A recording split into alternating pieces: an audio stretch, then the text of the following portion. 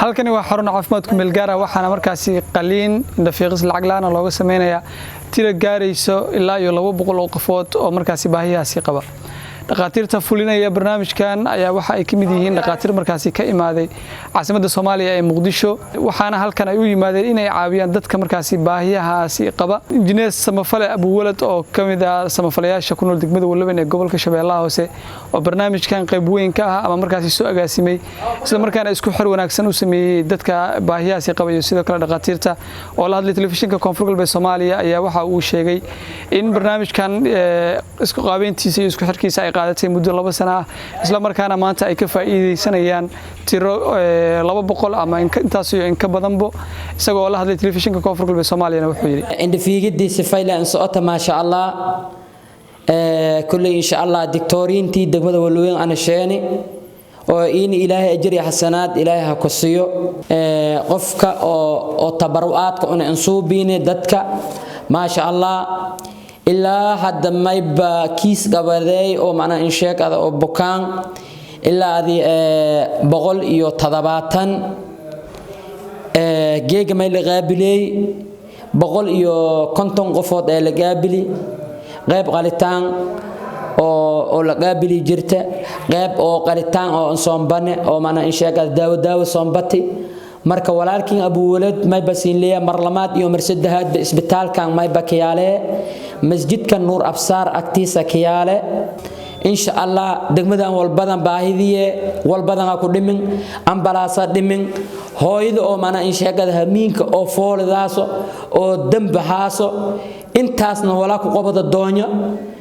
sidii ambalaas degmada Walaweyn ka sheena fadii oo qof walba oo telefoon soo wacfadi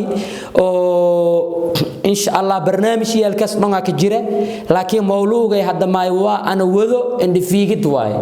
indhafiigidan ku faa'iidsida 200 qofood ku faa'iidsida siin leeyahay insha Allah dhaqaatiira siin sheeni dhaqaatiirta ku shini musun ku qaadadaas walaalkiin Abu Walad waay si ka dhawaada marlamaad iyo marsadahadba isbitaalka may bakiyaale eelweyn lanki kasaaw ama Nuur Absaar guru aw saag maama agtiis guru aw saag maama waay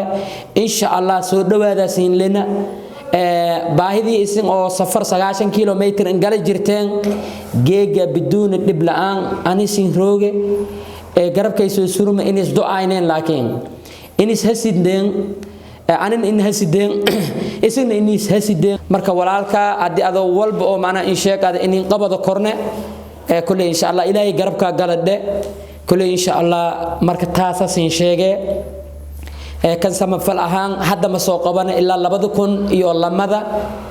hadda 2021 la jiro bili koowaad oo geega oo 3 roogto waay insha Allah qaybtii oo bukaanka oo qaritaanka berina siin bandhiga doonyo insha Allah jazaakumullahu khayran amma basin lana Allah yahfadak Allah yastur alayk Allah yarham walidayka diktooriintaana si ajiibeen in kooyen degmada Walaweyn kooyen lama sana hadda hore ku codsaday oo samafalka ana wado had Ilaahay sheeni ku faa'iidsida ilbaka fad kulli inis hasideen markaas siin leeyane